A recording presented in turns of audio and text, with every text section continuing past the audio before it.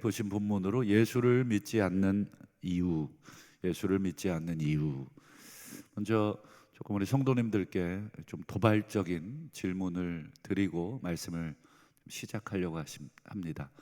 왜 우리 성도님들은 왜 부처님을 안 믿으시죠? 아니면 우리 이슬람의 알라 신을 왜 안 믿으십니까? 이렇게 제가 질문을 드리니까 기분이 어떠십니까? 좀 뭔가 무슨 소리야 이런 표정들이신데, 유대인들은 왜 예수님을 안 믿었을까? 한번 우리가 입장을 한번 바꿔놓고 우리가 부처님을 또는 알라를 신으로 믿지 않는 이유나 유대인들이 예수를 하나님의 아들 신으로 믿지 않는 이유 한번 비교를 해보시면 어느 정도 우리가 그들의 마음도 이해가 될 것입니다. 유대인들이 예수를 믿지 않는 이유를 한번 꼽아봐라. 왜 안 믿었을까? 그들이 성경을 몰랐습니까? 아니면 하나님을 몰랐습니까? 왜 도대체 예수님을 받아들이질 못했을까?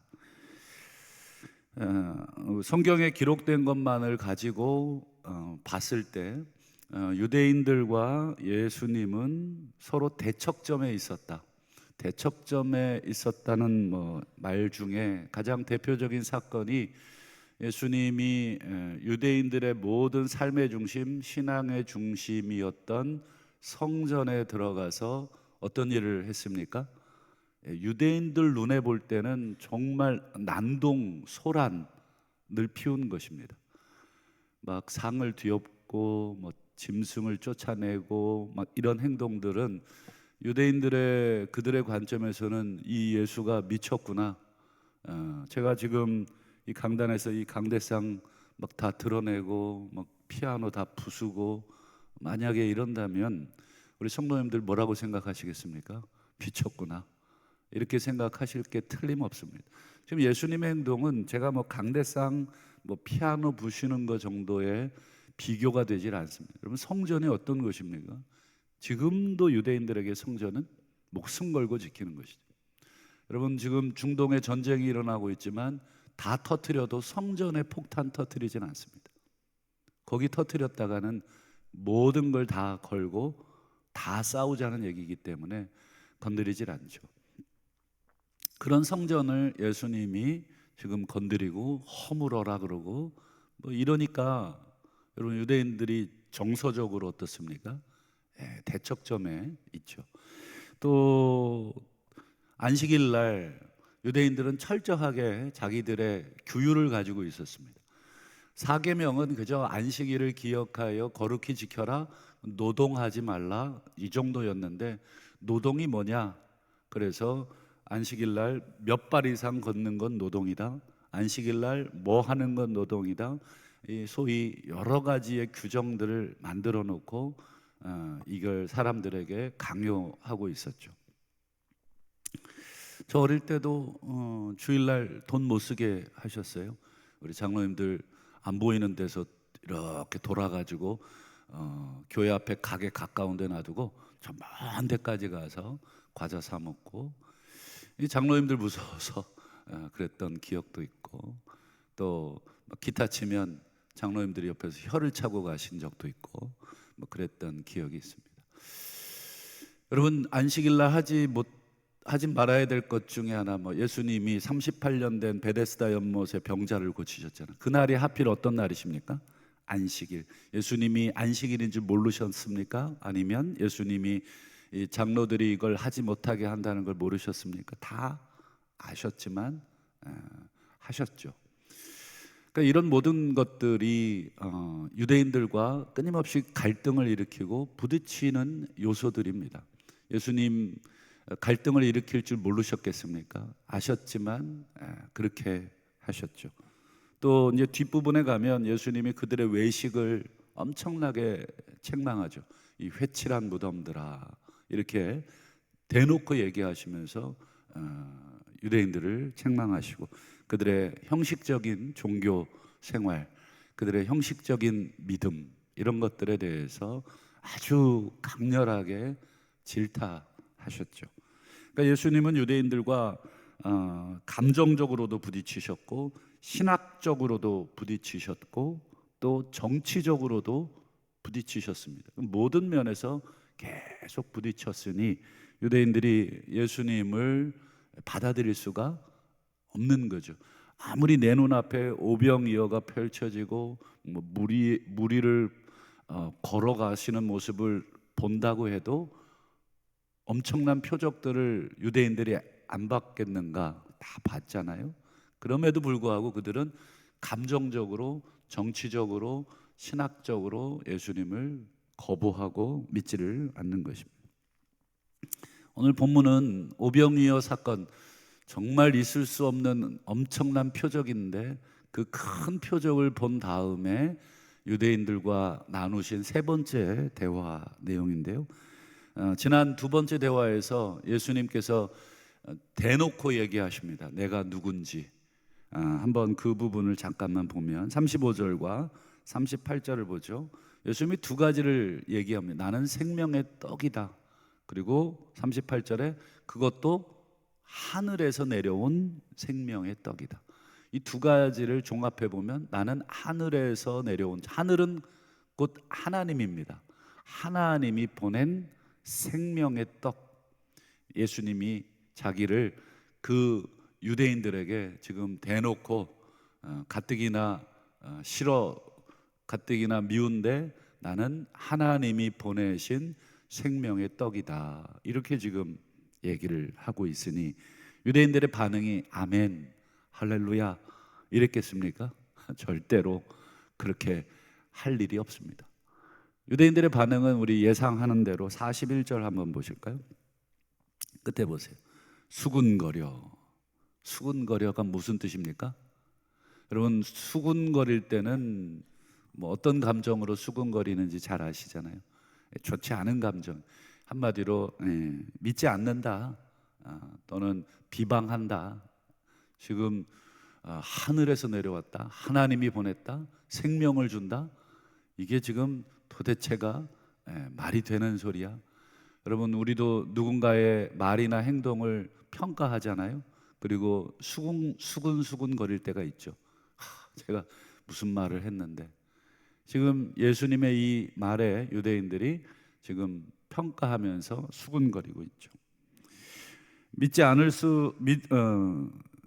수 없었습니다. 예수님의 이 말 자체를 믿을 수 없었습니다.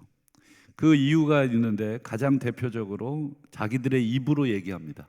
42절을 한번 보면 유대인들이 예수님의 이 말을 믿을 수 없었던 표면적인 이유 한번 보실까요? 이는 요셉의 아들 예수가 아니냐, 그 부모를 우리가 아는데 자기가 지금 뭐라고 어찌하여 하늘에서 내려왔다고 지금 헛소리를 하느냐, 수군거렸다는 말은 그런 이 악감정을 다 포함하는 말들이죠. 지금 자신들이 아는 예수는 요셉의 아들 정도고 요셉은 목수입니다. 여러분, 1세기의 목수는 이 하층민들의 계급입니다. 그러니 뭐 고위층도 아니고 여러분 천한 직업을 가진 그 가문의 아들입니다. 그러니 그리고 출신 자체도 갈릴리 출신의, 그러니까 뭐 아무것도 내세울 수 없는 그런 존재, 자기들이 가지고 있는 인식의 한계죠. 그래서 요셉의 아들이 됐든 갈릴리 출신이 됐든 뭐 어떤 존재가 됐든 실제적으로 예수님이 하신 일들, 병자를 고치시고 오병이어를 기적을 일으키시고 이런 것들은 보이지가 않는 것입니다. 예수님이 이미 자기들의 머릿속엔 요셉의 아들이라고 하는 이 관념이 꽉 잡혀 있는 거죠. 뭐 예를 들면 이런 거죠. 지금 뭐 여러분 유명한 뭐 국회의원이나 혹은 대통령, 지금 아주 뭐 국회의장이 되고 대통령이 되고 뭐 어떤 기업의 회장님이 되고 뭐 이런 분을 아신다고 한번 가정을 한번 해보시죠. 근데 그분들이 과거에 내가 알던 사람이다, 우리 동네 사람이고 나한테 이렇게 쥐박히면서 살았던 그런 동네 꼬맹이였다고 생각하면 여러분 대통령이나 국회의장이나 뭐 어떤 기업의 회장님을 인정하겠습니까? 걔 말이야. 어릴 때 내가 그냥 키우다시피 한 콜리겐데 그러지 않겠습니까? 누군가에게 얘기할 때 야, 뭐 대통령 걔 이렇게 얘기합니다. 누군가를 절대 내 인식의 한계 속에서는 걔는 여전히 형편없는 아이, 형편없는 코올리게 이렇게 돼 있기 때문에 지금 현재 그 사람이 어떤 일을 하고 있고 무슨 일을 하고 있는지 이거는 전혀 관심사가 아닙니다. 과거에 매여 있는 것이죠. 좀 유대인들은 예수님에 대해서 지금 오병이어의 기적을 엄청난 걸 봐놓고도 그들은 요셉의 아들 아니냐, 그 아비를 우리가 알고 있는데 우리가 돈 줘서 부리는 사람이고 우리가 막대할 수 있는 사람인데 그런 사람의 아들이 무슨 지금 하늘에서 내려오고 생명을 주고 믿을 수 없다. 혹시 우리도 누군가를 볼 때 과거에 그 사람의 가문, 그 사람의 뭐 심지어 성적, 야, 걔 공부 지질하게 못했던 애야, 뭐 이런 관점으로 누군가를 막 말하기도 하고 그 사람이 나온 학교를 들먹이면서 야, 걔 뭐 정말 별 볼 일 없는 대학 나온 애고 대학도 못 나온 애야, 이렇게 우리가 누군가를 막 깔아뭉개지 않습니까? 우리도 그렇습니다. 하물며 여러분 예수님은 이 당시에 뭐 대단한 집안도 아닙니다. 그러니 자신들이 가지고 있던 인식의 한계에 갇혀서 예수님이 행하시는 엄청난 기적과 표적을 보고도 예수님을 인정하지 않고 수근수근 거렸다. 그것도 예수님 바로 앞에서. 그러자 예수님이 단호하게 그들을 정죄합니다. 아주 무서운 얘기를 하는데 44절을 보세요. 나를 보내신 아버지께서 이끌지 아니하시면 아무도 내게 올 수 없다. 여러분 37절도 비슷한 말씀을 하셨습니다. 한번 보실까요? 아버지께서 내게 주시는 자는 다 내게 온다. 뒤집어 말하면 아버지께서 내게 주지 않은 자는 다 내게로 오지 않는다. 지금 이 요셉의 아들 아니냐 이렇게 지금 비난하고 있는 유대인들을 향해 왜 이런 말씀을 하시는 것입니까? 아버지께서 내게 이끌지 않는 자는 내게 올 수 없다. 아버지께서 내게 주지 않는 자는 내게 올 수 없다. 너희들은 하나님이 보내신 자가 아니다. 너희들은 하나님이 이끄시는 자가 아니다. 대놓고 지금 너희들은 하나님의 자식 아니야. 지금 한바탕 지금 전면전을 지금 우회적이지만 이 대놓고 하고 있는 것이죠. 너희들은 하나님이 이끄는 양이 아니야.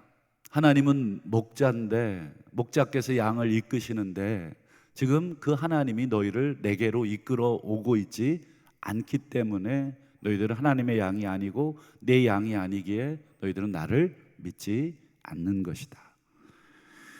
여러분 유대인들은 하나님을 목자라고 불렀고 그리고 자기들을 스스로 하나님의 양이라고 불렀습니다. 여러분 시편에 보면 여호와를 목자라고 표현하잖아요. 자기들은 양이란 뜻입니다.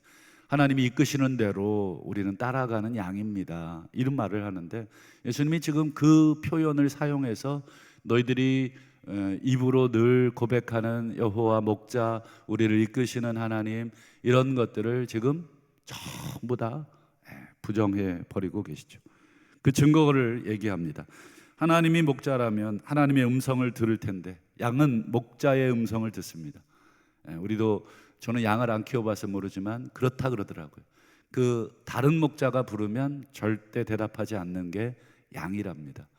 그러면 과연 유대인들이 하나님이 목자로서 이끄시는 양이냐 아니냐 어떻게 아느냐, 그 증거를 예수님이 45절에 말씀해 주시는데 보실까요? 선지자의 글에 그들이 다 하나님의 가르침을 받으리라. 가르침을 받으리라는 말은 뒤에 보세요. 아버지의 음성을 듣는다, 아버지의 가르침을 듣는다, 그리고 배운다. 그런 사람마다 결국은 아버지께서 자 저쪽으로 가, 저 사람에게로 가, 이렇게 계속 가르쳤다는 거죠. 그 사람이 누구냐? 나다. 나에게로 올 것이다. 즉 유대인들은 하나님의 가르침을 받지 않았다. 하나님께 듣고 배우지 않았다. 여러분, 유대인들이 설마 하나님의 가르침을 안 받았습니까? 유대인들은 여러분 아시는 것처럼 성경을 얼마나 많이 잘 알고 잘 읽습니까? 성경을 뭐 우리가 읽는 거하고는 비교가 되지 않습니다. 그만큼 성경을 많이 읽고 잘 알고 하는 사람들인데, 결국은 성경을 읽긴 읽었는데 그들은 하나님을 믿으려고 읽은 게 아니라 성경을 자신들의 정치적인 도구로 쓰려고 읽은 것밖에 되지 않는 것입니다. 여러분, 검사나 변호사나 판사가 법전을 백성들을 위해서 사용하는 분들이 있다면 좋은 판사, 검사겠죠. 그러나 그 법전을 자기들의 이익을 위해서 법을 해석하고 법을 이용해서, 여러분 뭐 유전무죄, 무전유죄 이런 말이 있는 것처럼 그 법전을 이용을 해서 여러분 자기들의 이익만을 챙긴다면 이 법전을 왜 읽고 공부하고 그 어려운 시험을 패스한 것입니까? 그렇죠. 그건 참된 검사나 판사가 되지 않는 거예요. 읽긴 읽었지만 이 법전의 그 목적대로 읽지 못한 것이죠.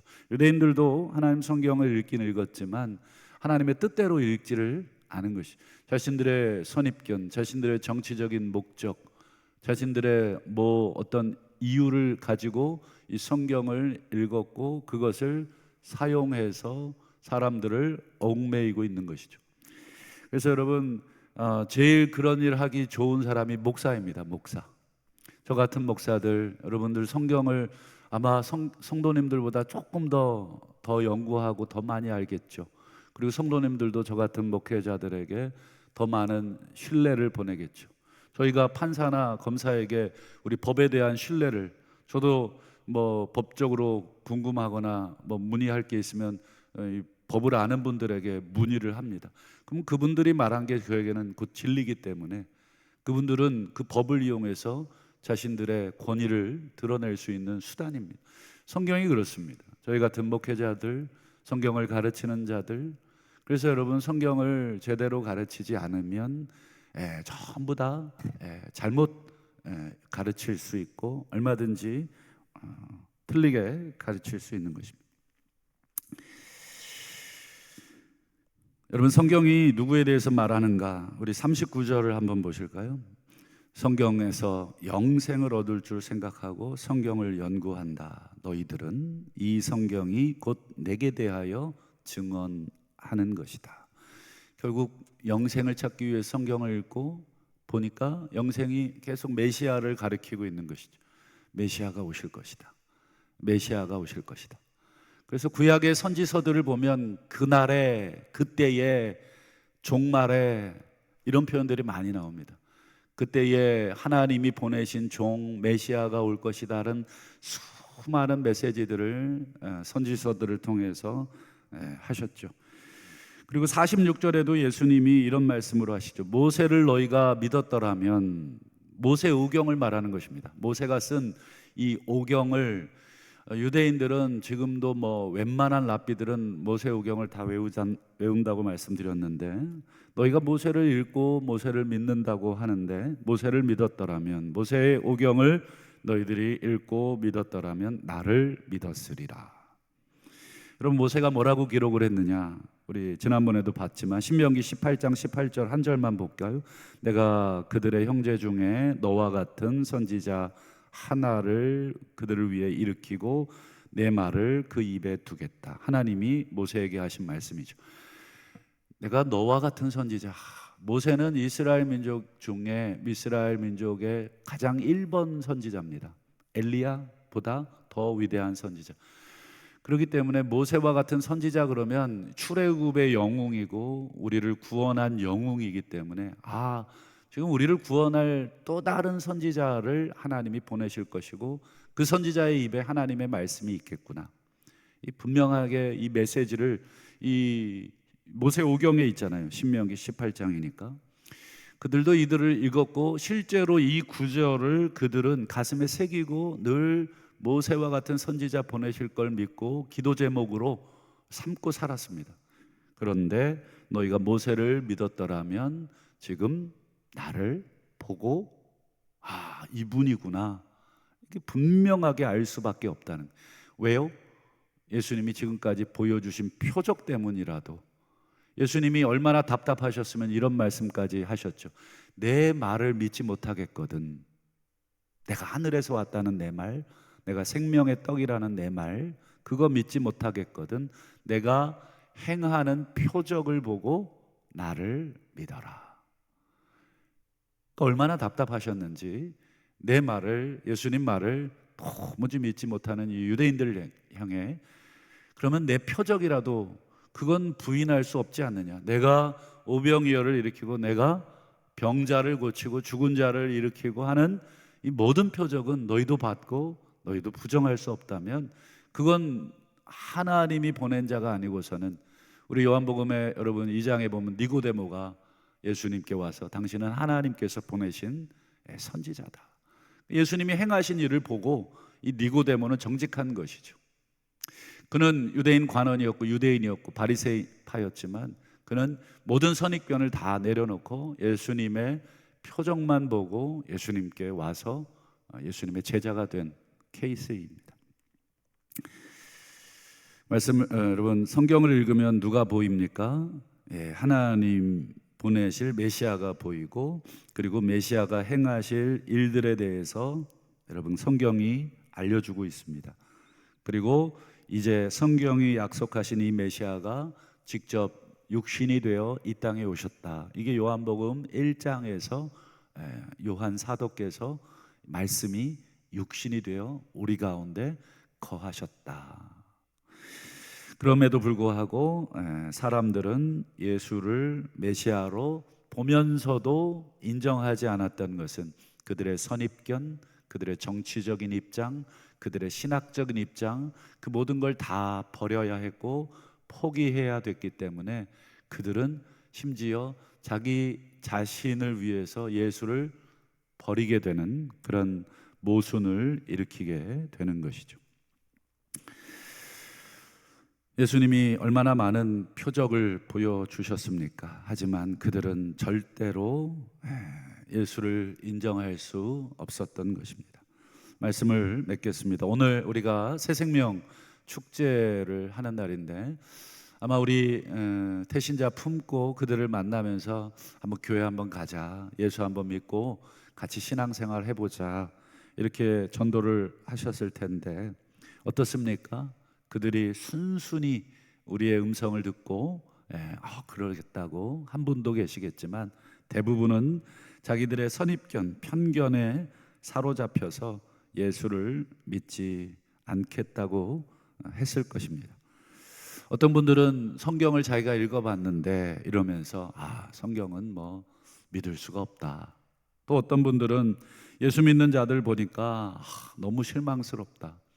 여러분 이 인도의 정신이라고 불리는 간디가 그랬습니다. 영국 유학 시절에 성경을 읽고 나도 예수를 믿어야 되겠다. 우리가 믿는 힌두교는 이게 종교가 아니구나.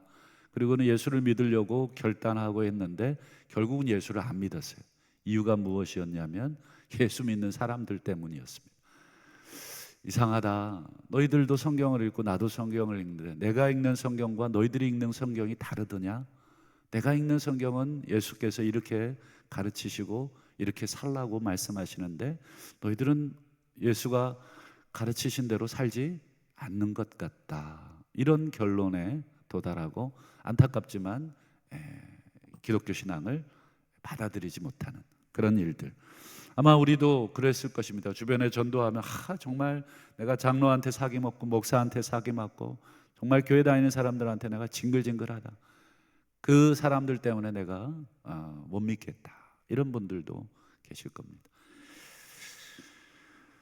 그들의 모습을 보면서 참 내가 성경을 읽고 또 하나님을 알게 되고 하나님이 가르쳐 주신 메시아를 내가 만나고 또 그분을 영접했다는 게 기적에 가까운 것이구나. 마치 서두에 제가 도발적으로 드렸던 내가 부처님을 믿고 알라를 믿은 그런 것과 거의 방불할 만큼 이 기적이구나. 내가 하나님을 믿고 예수를 생명의 떡으로 하나님이 보내신 메시아로 믿는다는 것은 기적이구나 하는 것을 새삼 느끼게 됩니다. 아직 기회는 남아 있습니다. 우리 하나님은 그래도 오래 참고 또 기다리시고 다시 주님을 이 땅에 보내실 때까지의 그 기간, 우리에게 다시금 그들을 향해서 다시금 하나님의 사랑을, 또 성경이 말씀하고 있는 메시아의 모습을 오늘 우리들을 통해서 보여줌으로 그들에게 하나님을 보여줄기를 원하고 계시는 줄로 믿고, 우리 끝까지 포기하지 않고 또 그들에게 복음의 씨를 뿌림으로써 그들이 유대인과 같이 끝까지 거부하는 자들이 아니라 그들을 돌이켜, 마음을 돌이켜 하나님을 믿는 자들이 될 수 있는 그 일에 우리가 쓰임받기를 주님의 이름으로 축원합니다.